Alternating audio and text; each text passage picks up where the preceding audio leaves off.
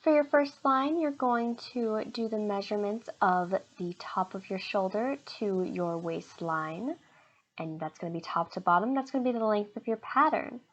And the next line you're going to make is the waist measurement. So it's going to be at the bottom of that line, and it's going to be 1/4 of your total waist, and that's going to be the bottom.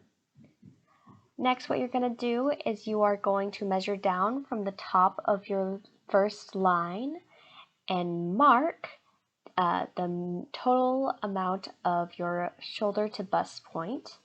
And then from that mark, you're going to draw a line that equals to 1/4 of your total bust measurement. And it should look a little like this.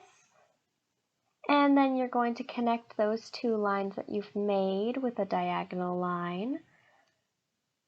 Make sure that they line up all nice. There we go. And now from the top of that first line you made, you're gonna do 1/4 of your neck measurement. And then you're going to go with a slight angle and do your shoulder measurement.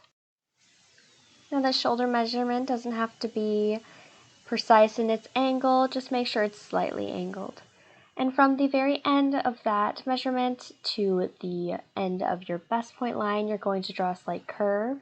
This curve should be the half of your arm's eye. And now we're going to make a diagonal line. This is going to be the collar of your shirt. So we're just going to get rid of that little triangle that you have left over. And this is going to be the collared part. You don't have to have this. This is just for some aesthetic pieces. So you're going to do a perfect 90-degree angle on both sides. And then what you're going to do with that is, got to get this line perfect. You're going to make a little kind of upward diagonal line, a little more than half of it. You're also going to do one on the other side. Make sure they kind of line up. But we're not going to connect them. We're going to make a little triangle in the middle of that. So what you're going to do with that is you're going to fold it in, and it's just going to kind of add to the vest's collar, have some little fun trinkets. You can make this look however you want it to. And now I'm going to add a little spot for your buttons and for your buttonholes. It's going to be on both of the little vest pieces. You can make it the length of your buttons, or you can make it a little longer. You can do it to the whole end of it. I did it to a little short so I could add some accents.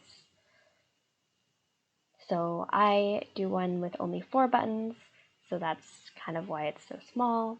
And I added some of the accents where it's just little triangles that you take off of the pattern. You're not going to sew those to the back or in general, so make sure you mark that in your pattern. And once you're finished, make sure that you write what the pattern is. I tend to write the numberings of the pattern, and I write my name on it just in case. And make sure that you write how many times you're going to cut the pattern. For that one, you would write cut 2. Moving on to the back, what I tend to do is a little cheat code. I just kind of copy what I did for the first one. But instead of adding all the accents, you're just going to do the straight line of your top of shoulder to waist and a very small curve for the neck.